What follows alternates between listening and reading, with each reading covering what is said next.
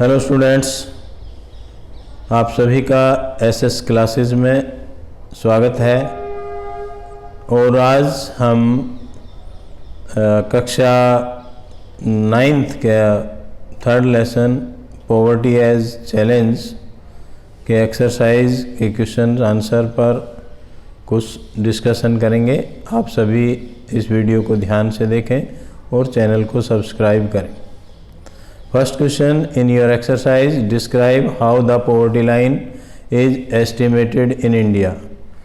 Students, while determining the poverty line in India, a minimum level of food requirement and clothing, footwear, fuel and light, educational and medical requirement etc. are determined for substance. It means जो एक व्यक्ति को food, clothing, lights आदि की ज़रूरत होती है, उन सभी को पॉवर्टी लाइन के एस्टिमेट में हम कैलकुलेट करते हैं। Second, the present formula of food requirements while estimating the poverty line is based on desired calories requirement. It means एक व्यक्ति को कितनी कैलोरी की आवश्यकता होती है, उसके बेस पर हमारी पॉवर्टी लाइन डिटरमाइन की जाती है, फिक्स की जाती है।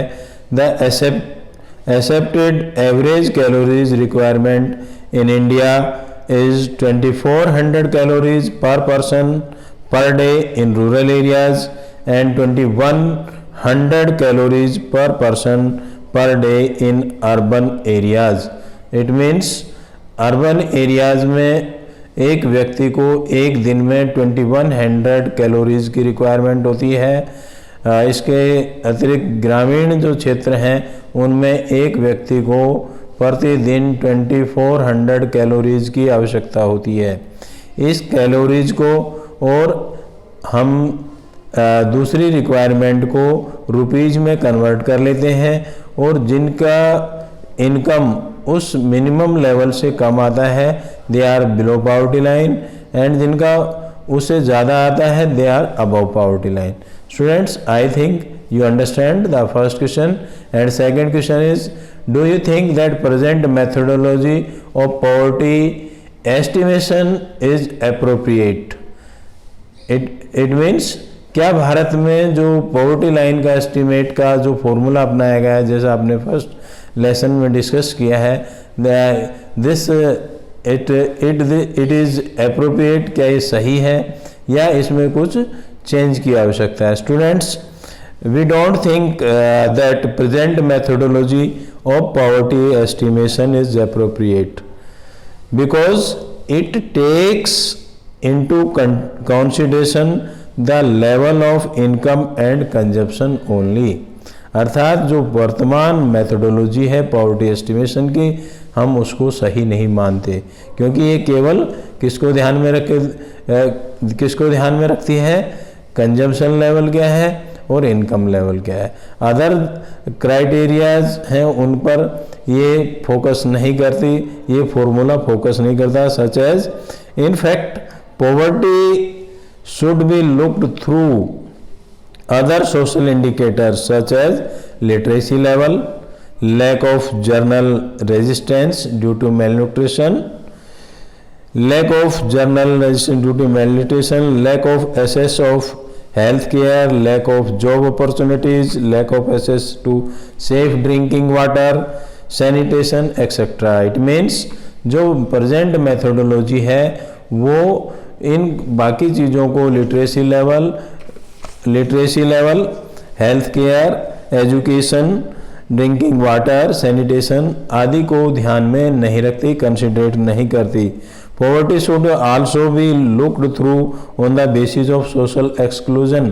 सोशल एक्सक्लूजन, जैसा कि आपने लेसन में डिस्कशन किया था उस पर कि जो गरीब है वो उसके आसपास जो सराउंडिंग है वो सब पीपल गरीब है, और एक तरह से गरीबों की अलग बस्तियां होती हैं, इसे हम सोशल एक्सक्लूजन कहते हैं। और present methodology of poverty estimation is don't consider such these things. Okay students, next question is third question, Our third question is discuss the major reason of poverty in India. Poverty के भारत में क्या कारण है? जैसा कि हमने पढ़ा there is many reason of poverty in India. Last जो हमने बुक का लास्ट फेज जिसमें हम लेसन में पढ़ रहे थे, what are the reason of poverty in India, तो first of all we discuss about that the first reason is low level of economic growth. Low level of economic growth in India, it means during the British period, British government don't consider the economic growth, manufacturing growth, and there is no industry in India. So employment, low level of employment generation program, and it leads to poverty in India. Second causes of poverty, high level of population growth, अर्थात हमारे देश में जो जनसंख्या का वृद्धि दर है वो बहुत ज़्यादा है। जितने भी इकोनॉमिक ग्रोथ के लिए जो काम किए जाते हैं उन सबको ये न्यूट्रलाइज कर देती है जनसंख्या की ग्रोथ, और वो कम हो जाते हैं, वो आगे नहीं बढ़ पाते वो प्रोग्राम। इसके साथ साथ सोशल और इकोनॉमिक जो कंडीशन है देश की वो भी गरीबी के लिए, हमारे देश में जो सोशल सिस्टम है वो गरीबी की ओर ले जाता है। जैसे मैरिजेस हैं, डेथ पर भोजन जो देते हैं, मृत्यु भोज जिनको हम कहते हैं साधारण भाषा में, अमीर लोग तो कर लेते हैं, गरीब लोन ले लेते हैं जिससे उन पर कर्जा बढ़ जाता है, गरीबी बढ़ जाती है और वो उसको रीपे करने में काफ़ी उनको दिक्कत होती है। नेक्स्ट इसका रीज़न गरीबी का इंडियन में है अनइक्वल डिस्ट्रीब्यूशन ऑफ लैंड, कि भारत में आज़ादी से पहले जमींदारी सिस्टम था और जमींदारी सिस्टम के कारण देश के कुछ लोगों के पास ही भूमि थी, बाकी भूमिहीन किसान थे। अर्थात जिनके पास ज़मीन थी वो एक तरह से रिसोर्सेज, लैंड रिसोर्सेज के ओनर हो गए, और अदर जो पीपल थे उनको उसका कोई फ़ायदा नहीं मिला। हरित क्रांति के कारण भी गरीबी का ज़्यादा हम उन्मूलन नहीं कर पाए। कारण क्या है कि देश के कुछ हिस्सों तक सीमित रही, और इसके कारण जो किसान पहले संपन्न थे, जो लैंडलॉर्ड पहले संपन्न थे, उनको ही बेनिफिट मिला। तो बच्चों ये कुछ ब्रीफ में मैंने causes of poverty in India के बारे में डिस्कस किया है। आप सभी इसको ध्यान से सुनें और अपने क्वेश्चन को समझें और अपनी नोटबुक में लिखें। नेक्स्ट क्वेश्चन आपका दिया, identify the social and economic groups which are most vulnerable in poverty in India. Vulnerable in poverty in India, social groups कौन से हैं जो ज़्यादा पॉवर्टी के कारण? बेटा एससीज, एसटीज हमने पढ़ा है, इसके साथ साथ जो डेली वेजेस वर्कर्स हैं, रिक्शा पुलर्स हैं, इसके साथ साथ जो अदर ग्रुप्स हैं, एग्रीकल्चर लेबरर्स हैं, ये सभी आपका किस में आते हैं? पोवर क्लासेस में आते हैं, सोशल एक्सक्लूजन में आते हैं। सोशल एक्सक्लूजन का मतलब है कि कितने जो गरीब हैं उसके सराउंडिंग में भी सारे गरीब लोग ही रहते हैं। आप जाइए झुग्गी झोपड़ियाँ हैं तो वो सारे गरीब हैं, इसी तरह आप कहीं दूसरी जगह जाएंगे खेतिहर मजदूर हैं तो सारे मजदूर रहते हैं, मतलब एक तरह से सोशल एक्सक्लूजन हो गया।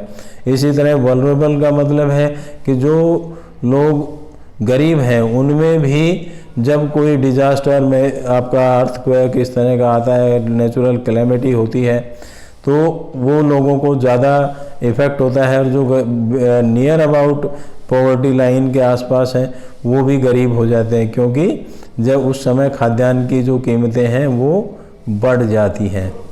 नेक्स्ट क्वेश्चन है बेटा आपका मेजर जो क्वेश्चन है, इसके बाद describe current government strategy of poverty alleviation, कि गवर्नमेंट का क्या पॉलिसी है भारत में गरीबी दूर करने के लिए, क्या उपाय किए जा रहे हैं सरकार के द्वारा समय समय पर। बेटा हमने डिस्कशन किया था स्टूडेंट्स, जब हम लेसन का मैंने पिछला वीडियो में डिस्कशन किया है कि भारत में पॉवर्टी एलिवेशन के लिए सरकार ने दो तरह से कार्यक्रम शुरू किए हैं। Government working on two fronts.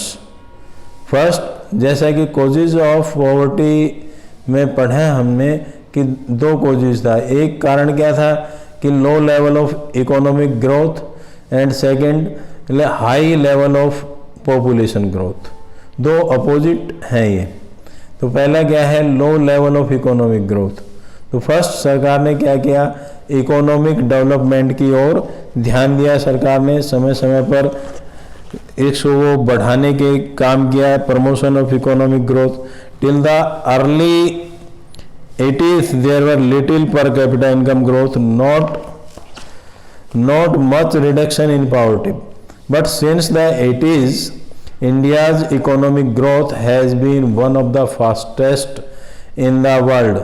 The growth rate jumped from the average of about 3.5% a year in the 70s to about 6% during the 1980s and 1990s. The higher growth rates have helped significantly in the reduction of poverty by widening opportunities. It means जो 80s और 90s में economic growth की ओर government ने प्रयास किए, उससे जो poverty reduction में मदद मिली, क्योंकि एम्प्लॉयमेंट जनरेट हुआ, लोगों को रोज़गार मिला, इनकम बढ़ी और उनका लिविंग स्टैंडर्ड हाई हुआ। बट इकोनॉमिक ग्रोथ का एकदम से रिलीफ पहुंचाने में कामयाब नहीं रहा। इसलिए सरकार ने सेकंड ऊपर एक लाइन पर ध्यान दिया कि इमीडिएट रिलीफ कैसे पहुंचाया जाए, कि जो गरीब हैं उनको इमीडिएट रिलीफ पहुंचाकर पॉवर्टी से बाहर निकालने का प्रयास किया।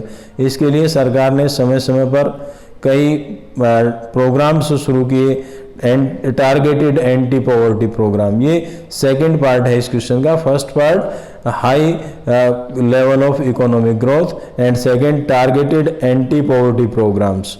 The government has started several anti-poverty programs. Some of them are mentioning here. First, National Rural Employment Guarantee Act 2005. Second, National Food for Work Program 2004. प्रधानमंत्री रोजगार योजना 1993. रूरल एम्प्लॉयमेंट जनरेशन प्रोग्राम 1995, स्वर्ण जयंती ग्राम स्वरोजगार योजना 1999, प्रधानमंत्री ग्रामोदय योजना 2000, अंत्योदय अन्न योजना।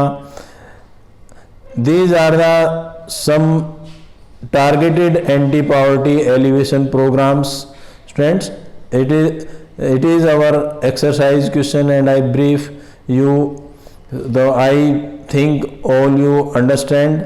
If someone have any problem regarding these question, then contact me and you read these questions carefully, watch all video and subscribe my channel.